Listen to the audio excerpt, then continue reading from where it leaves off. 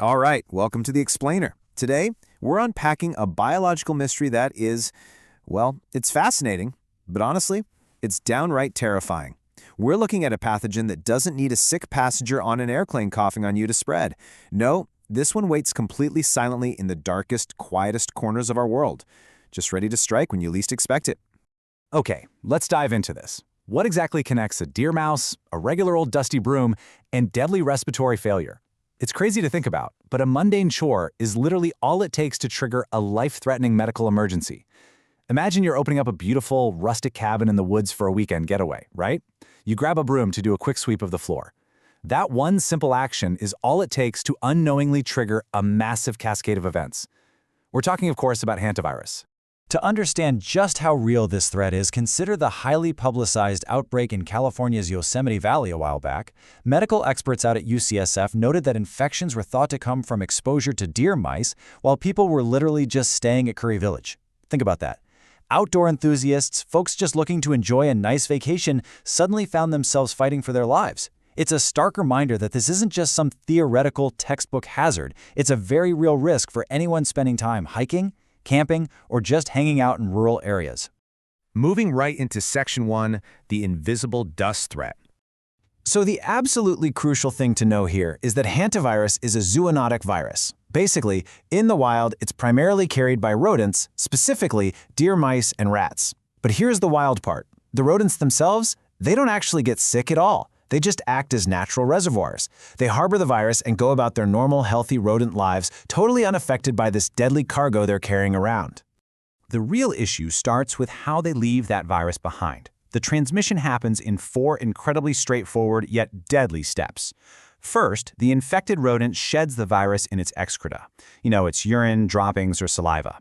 Next, that excreta sits in a dark, enclosed space like an old garage or a rural trailer, and it just dries out. Then, a human comes along and disturbs it, maybe by sweeping or vacuuming.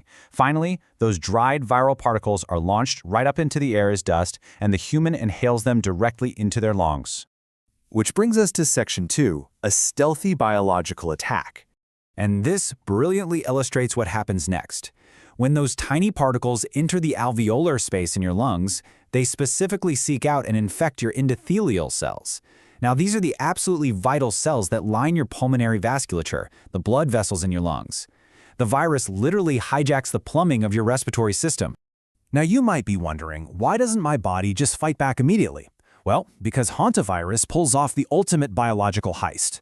Normally, your innate immune system uses this thing called interferon to sound the alarm when a virus invades. But hantavirus actively suppresses your body's ability to make interferon. It just cuts the wires to the alarm system, allowing the virus to hide silently and replicate inside those endothelial cells for days on end without your body even realizing it's under attack. All this silent replication creates a genuinely terrifying timeline. After that initial dust exposure, the virus has an incubation period of anywhere from 1 to 5 whole weeks.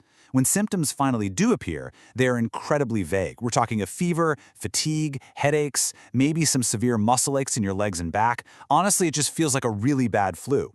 But because the virus has been building its forces up for weeks, it suddenly triggers a massive, catastrophic collapse, plunging the patient right into the severe phase.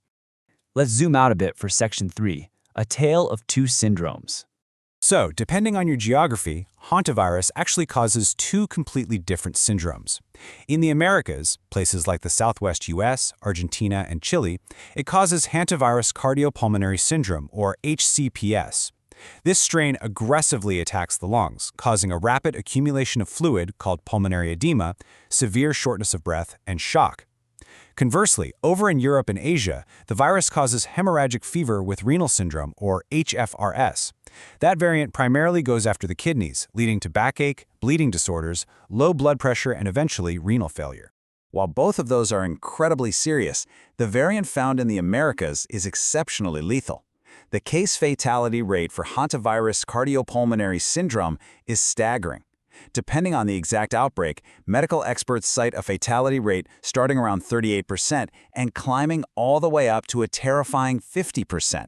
Half of the people who develop this severe lung infection will not survive. Now, there's a fascinating and, highly concerning exception to the normal rules of this virus. Generally speaking, humans aren't reservoirs, meaning you can't catch hantavirus from another person. However, the Andes virus, a specific strain found down in South America, has actually shown limited human-to-human transmission. It's rare for sure, but it has been documented among close household members or intimate partners during the early phases of the illness. All right, Section 4, spotting the symptoms and treatment. Now, what's really interesting to note here is the stark contrast in how hospitals actually have to respond to these two syndromes. For the renal syndrome found in Europe and Asia, doctors can administer an antiviral drug called IV ribavirin, and they can use renal dialysis to support the kidneys. But for the pulmonary syndrome found in the Americas, ribavirin is completely ineffective. There's no cure, no targeted drug.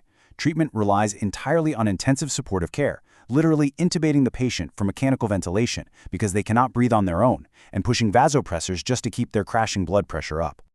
Finally, let's look at Section 5, Prevention and Survival.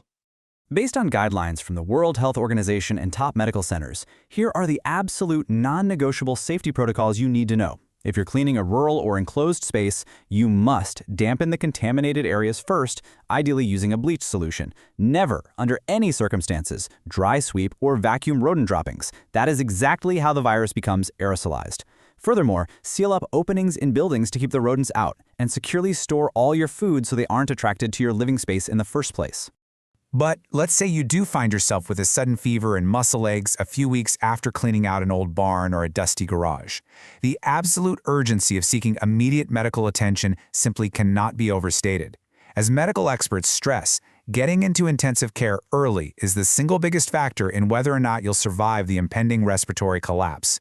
Because the early symptoms mimic the flu, people almost always wait to see a doctor. But with hantavirus, that delay, it can be incredibly dangerous.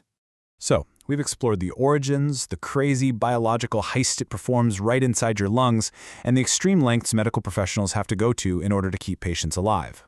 So I'm going to leave you with this thought. The next time you unlock the door to a dusty sealed cabin in the woods and you spot some signs of mice in the corners, will you reach for the broom or will you reach for the water spray? Your answer might just save your life. Thanks for joining me for this explainer, and seriously, stay safe out there.